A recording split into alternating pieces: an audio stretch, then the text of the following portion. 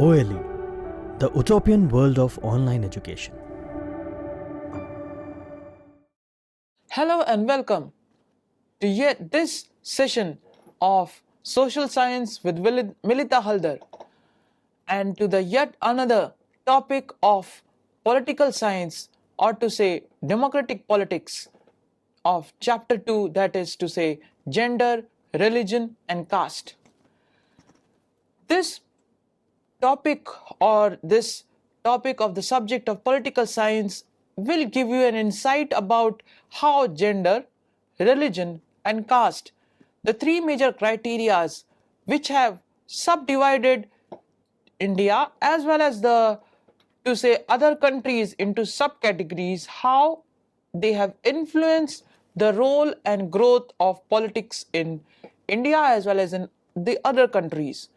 So we will define the influence of these three categories, that is to say the gender, the religion and the caste, how it has influenced the functioning of the government. So with the first heading, that is to say we'll be discussing is gender and politics. That is to say we will try to sublime, or we will try to define how gender is affecting politics. Now, what is gender, or how gender is actually having an impact upon the governing system of India? The gender division tends to be understood as natural and unchangeable. However, it is not based on biology but on social expectations and stereotypes. Now, why we are saying this fact, or why we are discussing this fact that the gender division is just not natural and unchangeable. Now, gender division is not natural and unchangeable. Here our emphasis is we cannot alter the gender, that is to say male and female, but we can always alter the division that is brought about due to this gender, or the concept that we have in our minds about the gender differentiation. So that results, or that has an effect upon, that creates this division. So what or how we'll be talking about how this division has happened in our society, or to say the public-private division that has happened in our society, what are the criterias and how they have played an important role in influencing the government system. Now, first is your sexual division of labor. As you must have observed in your day-to-day life, that in most of the families, the women do all the household work, starting from your cooking, cleaning, washing of clothes, tailoring, looking after children, etc. And men do the outside work. So that's the, specific criteria that we have in our mind, that is to say the division, sexual division of labor, that some work has to be done by the female and some work has to be done by the male. So this concept that this has to be done by the male and this has to be done by the male is unchangeable. It is the perception of the human being, not what has been defined by nature, but this division can be altered. Next is what we are discussing is, earlier only men were allowed to participate in public affairs, that is to say vote and contest for public offices, but this aspect has changed gradually. Next is feminism. Women in different parts of the world organized and agitated for equal rights. There were agitations in different countries for the extension of voting rights to women. These agitations demanded enhancing the political and legal status of women and improving their educational and career opportunities. So this was feminism, is to say the concept, that is to say when the women agitate for their own rights, or they organize different agitations to have their own rights, because as discussed earlier, that the men only were allowed to be, vote or to participate in public affairs. But this criteria has been gradually changing, because now we find various females as doctors, as engineers, as lawyers, in colleges, professors in colleges and university. But this was earlier not considered for the women. This has gradually changed. Again, here the emphasis is based upon this fact that the division is changeable. Next is patriarchy. In our country, women still lag behind men despite some improvement since independence. Ours is still a male-dominated patriarchal society. What actually is a patriarchal society? That is to say, the family is still being known by the father's name. That is to say, the title of the father. The child born has to imbibe the title of the father, not the title that the mother has, because it often happens is the mother who is married, or the girl who is married to a boy, she changes her own title what she had before her marriage and adopts the title of her husband. And the child that is born then adopts the title of his father, not of his mother, because his mother or the parents or the mother of the child has changed his or her the mother has changed her own title. So thereby it results or give into the nature that it is patriarchy, because the family is known by the father. So this is the factor, or this is the condition that has dominated the condition of the system of the society, and that has resulted into so many disadvantages and discrimination and oppression of the woman in the society.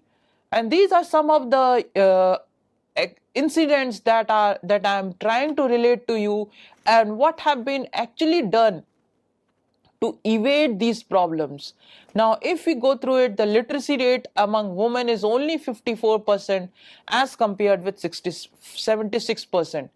This is because of the fact that the girls often drop out of the school due to either they are not allowed by the family to continue their education, or they are married.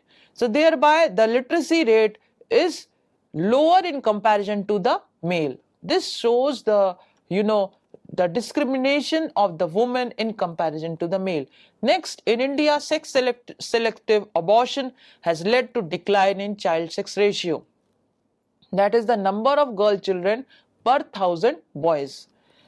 So because often though it has become illegal in India, but still the people often practice this method where the people tend to know or try to know the gender of the unborn child, and if they find out that the child is female, it had been very prevalent previously, but it has been curbed down by the government by making it illegal, that they used to kill the girl child even before her birth.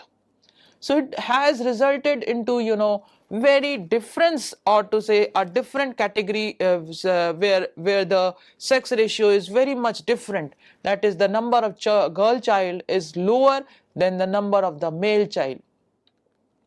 On an average, an Indian woman works 1 hour more than an average man every day, and yet much of the work and much of her work she is not paid equally. Thereby, the Equal Remuneration Act in 1976 was formulated, where equal wages have to be paid for equal works. So this was a very important step to bring down this this discrimination that was done to the women based upon your income. And there are further reports of various kinds of harassment, exploitation and violence against the women.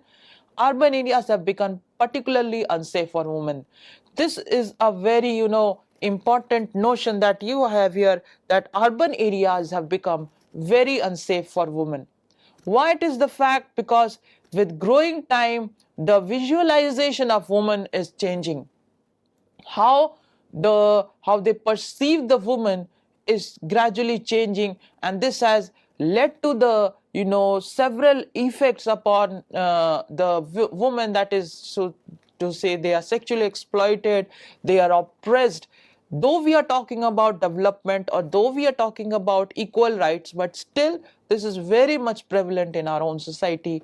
We can see it, and we have always observed it in our society.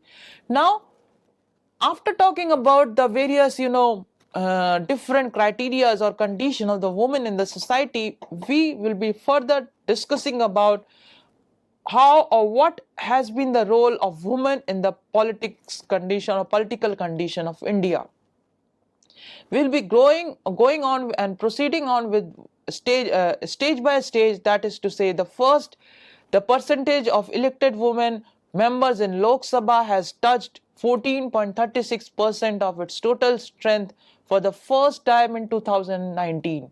So this is a commendable work done by the government of India, where the women representation has increased in the parliament. Their share in the state assemblies less than 5%. In this respect, India is among the bottom group of nations in the world.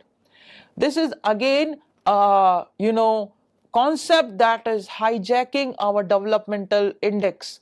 That is to say, that our representation of women in the assembly is lowest among all throughout the world.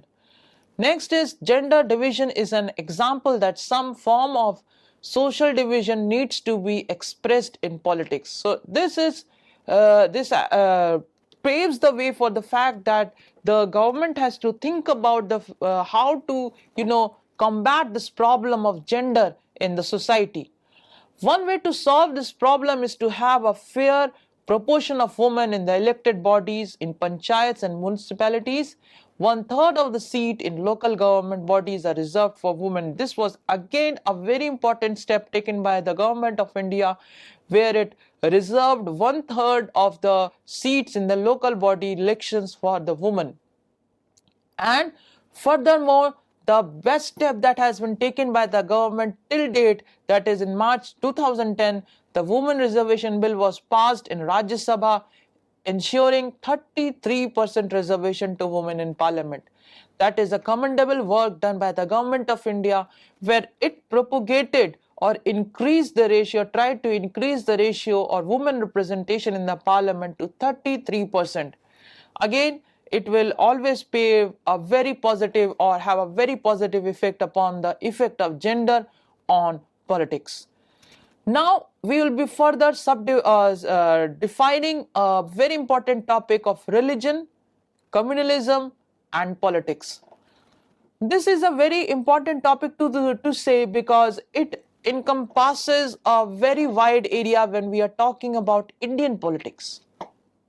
Because in Indian politics, we often drift towards religion and communalism, and they become a very important, target goal of all the different political parties, where the political parties use religion and communalism to gain majority or be in power.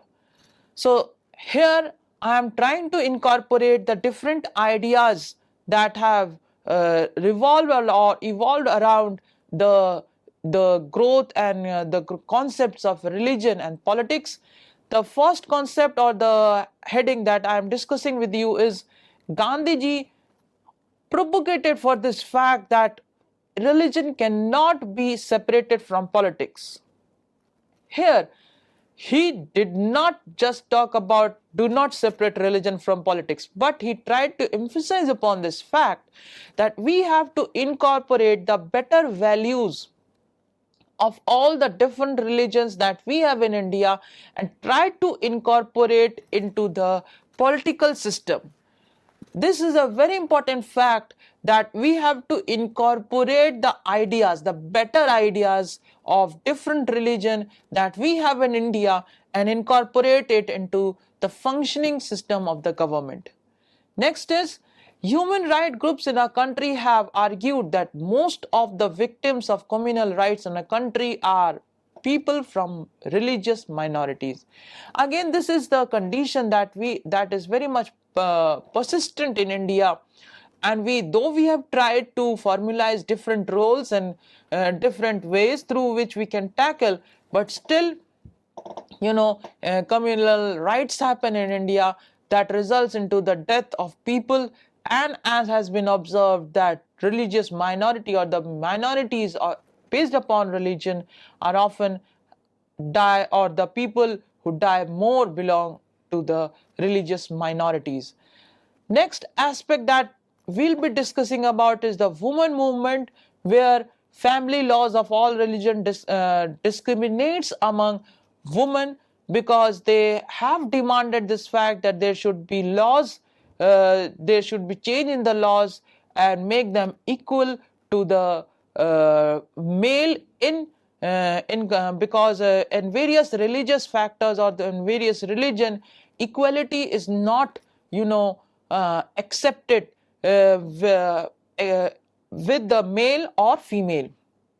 So thereby the women movement or the women also came forward and started various movements have been taken up by the people against the women to provide them with equality based upon religion, because there were certain norms and conditions.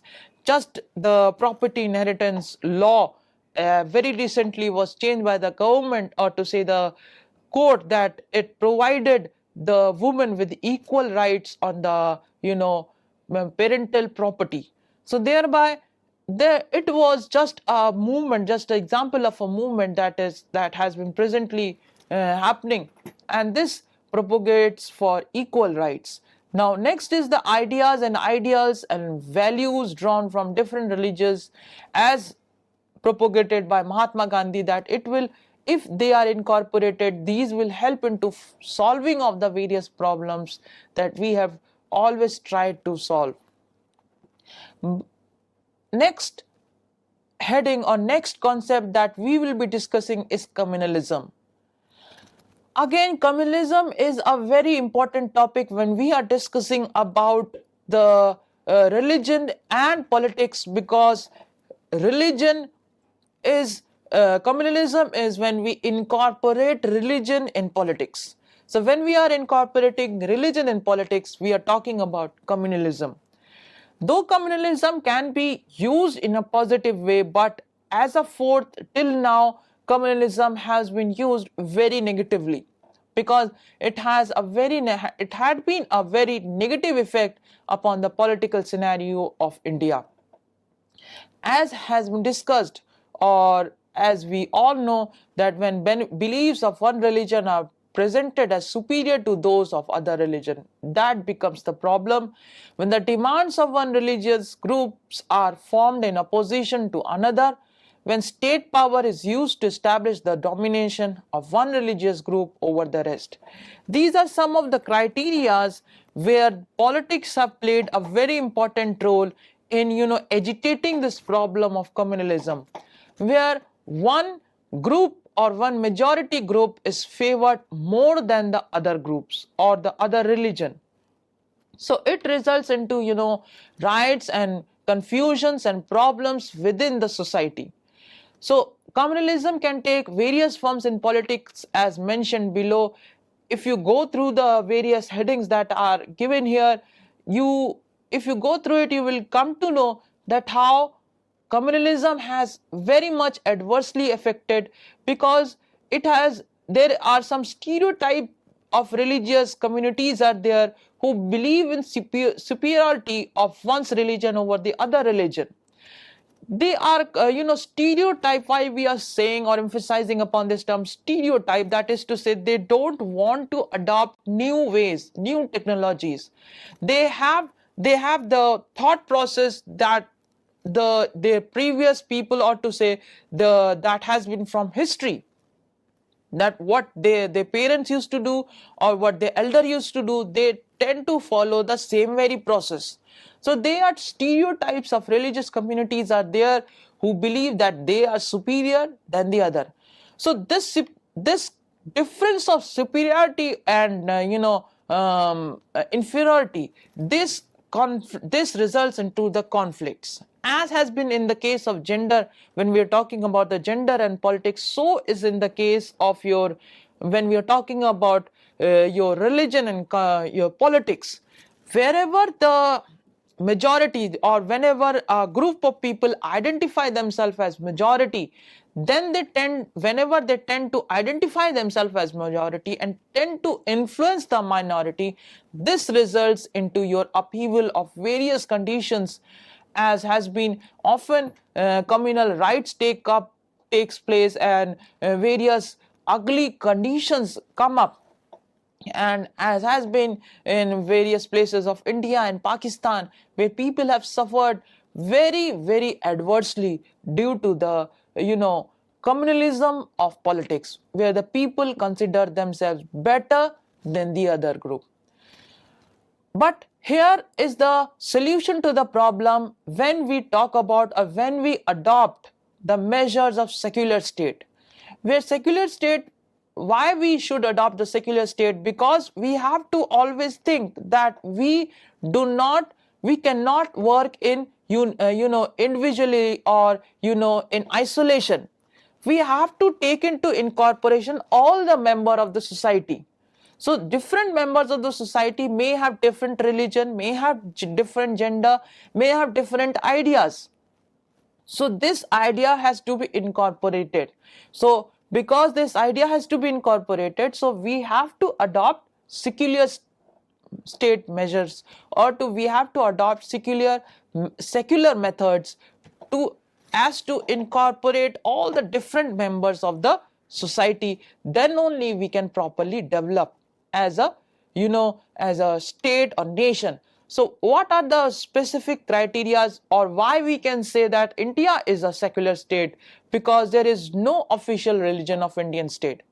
Unlike the states of Sri Lanka or Pakistan, where Sri Lanka proposes Buddhism as their official to say religion, and Sri Lanka as Islam as their official religion, and as well as Christianity in England, but India does not proposes any religion as its own official religion.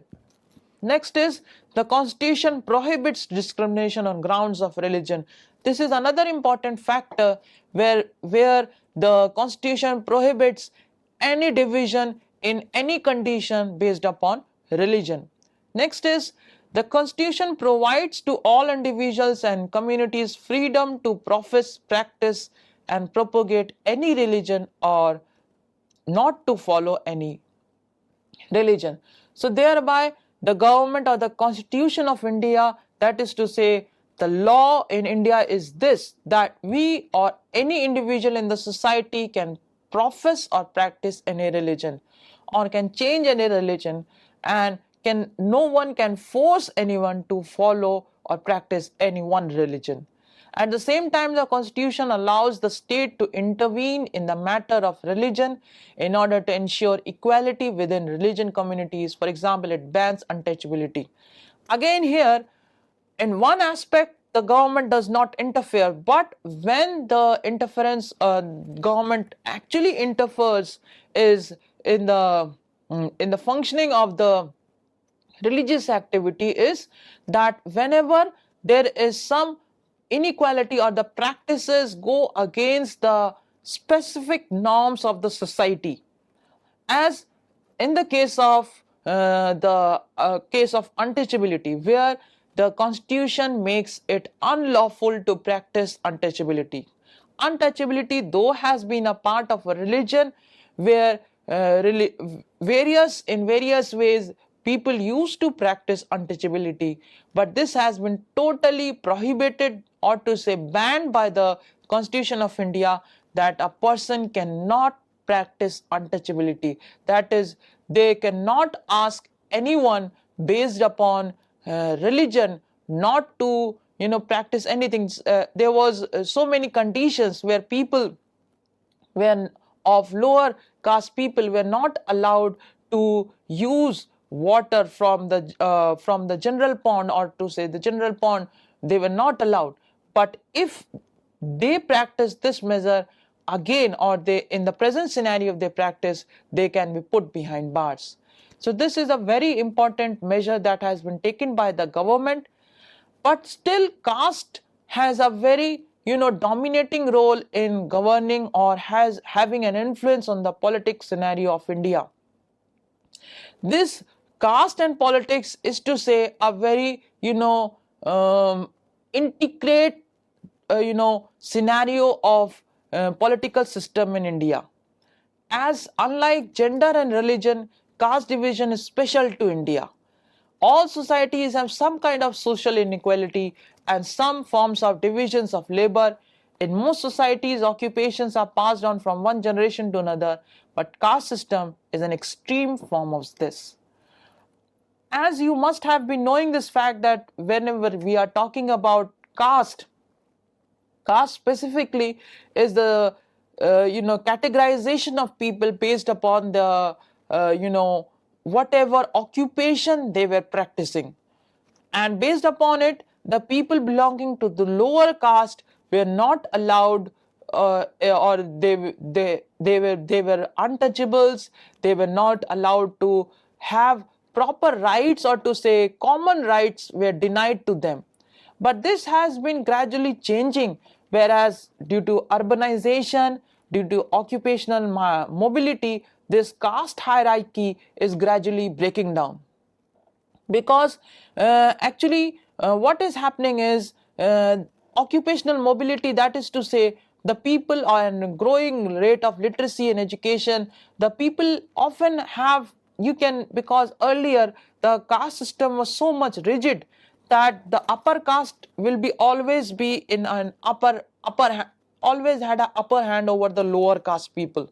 But this has changed, because in occupation a person belonging to a lower caste can be a manager, or to say the person can be a CEO or a big technocrat in anywhere, and the people of higher caste can be again in this scenario can be in a lower position. So thereby this scenario has gradually changed because of the urbanization.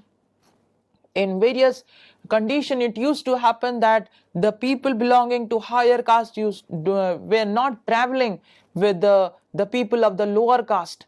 But this again has changed. That is to say, the condition where the people of the lower caste, because in the transportation, suppose just giving example of the buses, the trains that we often travel, we do not ask anyone their caste before allowing them to sit beside us, or before sitting beside any person. So this has resulted into the breakup of this caste rigidity, and it has allowed into the intermingling of different caste system in India.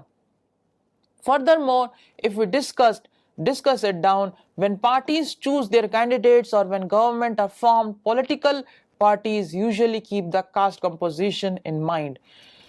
This is how actually caste is influencing the political scenario of India, because it has been observed and it has been prevalent in India that the political parties, whenever they elect a person or whenever they propose a person as a candidate for election, they always keep the caste composition of that area from which the person has to be elected before selecting that person.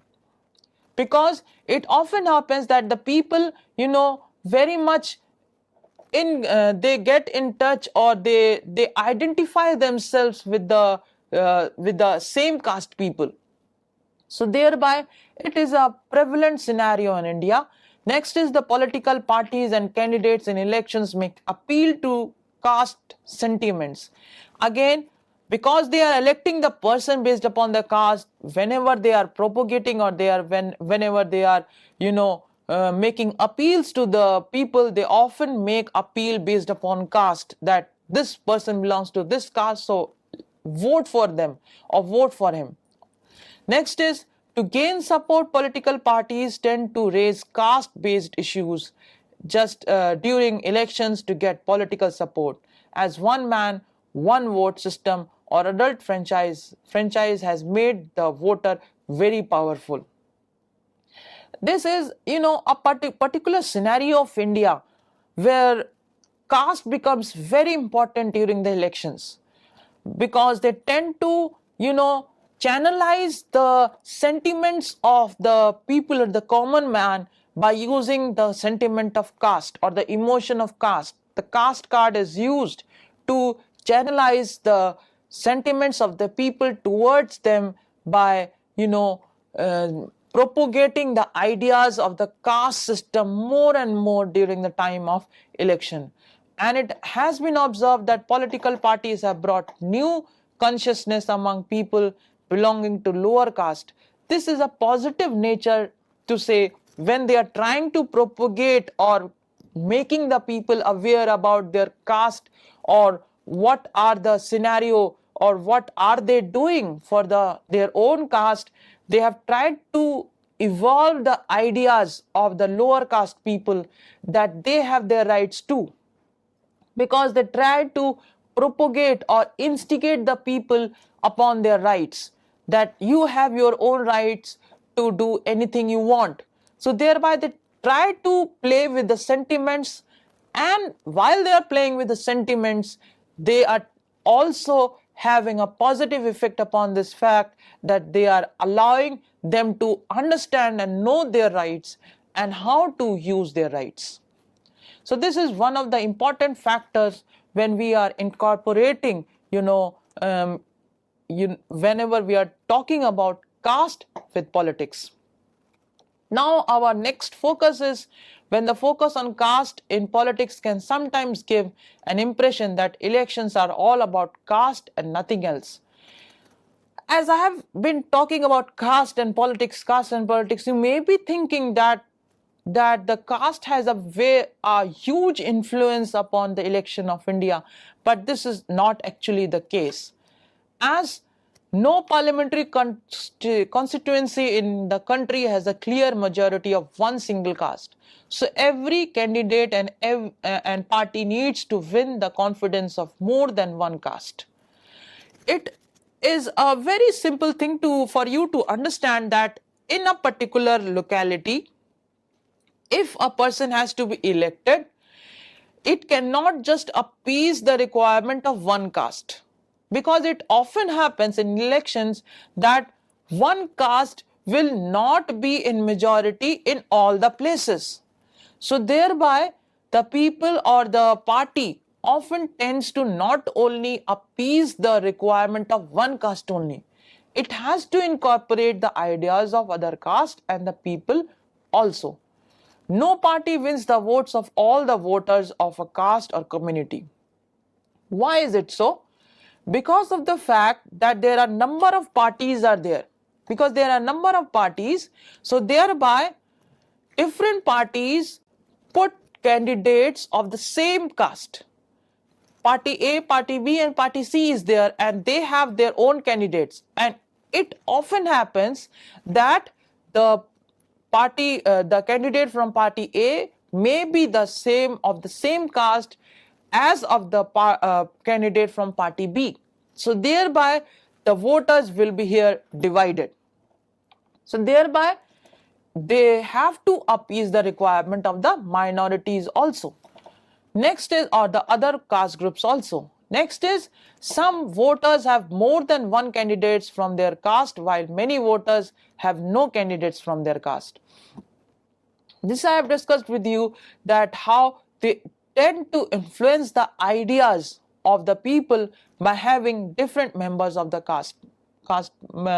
different members of the same caste people. And it often happens the fact that because there are number of caste people are there, so it may not be that people from the specific caste may not, all the members of the specific caste may not vote for only a specific party. They may vote for the other, because As I have told you that there are variations of members are there, A, B, C party is there. So they may be, all the members, it may be that won't vote for just one party. Next is the ruling party and the sitting MP or MLA frequently lose elections in our country. This is another notion, or to say another idea, through which you can understand this fact that the caste can not just the caste only cannot dominate your election, because the person who is elected once, it often does not means that the same person will win the majority or win the majority in the next election also, because again here the bifurcation, the majority bifurcation can happen. There is no frozen criteria that a certain community of people will vote for certain individual only. So thereby there is bifurcation is there, so it results into a very wide influence upon the political scenario of India. Now, politics in caste, again, here are some of the approaches that I am discussing with you. That is politics to influence the caste system. Till now, I have discussed upon how caste is influencing the politics. Now, how politics is influencing the caste. Caste politics has helped people from Dalits and OBC caste to gain better access to decision making. Again, this is a very positive effect that has been upon the castes of the backward caste or the people belonging to the untouchable people, those who have gained importance or those who have understood their rights that they have for themselves. Now, what are some of the approaches that have been adopted by the politics to help into the development of caste or the people who belong to the lower caste? Specifically, they are the inclusive approach, the negotiation approach, and the new inclusion approach. Now, what is inclusion approach? Each caste group tries to become bigger by incorporating within it neighboring caste or subcaste which were earlier excluded from it. That is inclusive growth, where we are trying to incorporate the different members of the different caste within the boundaries of the party system, because the party always keeps into mind that they cannot be always, or the people of one caste will always not vote for them. They may drift from one party to another.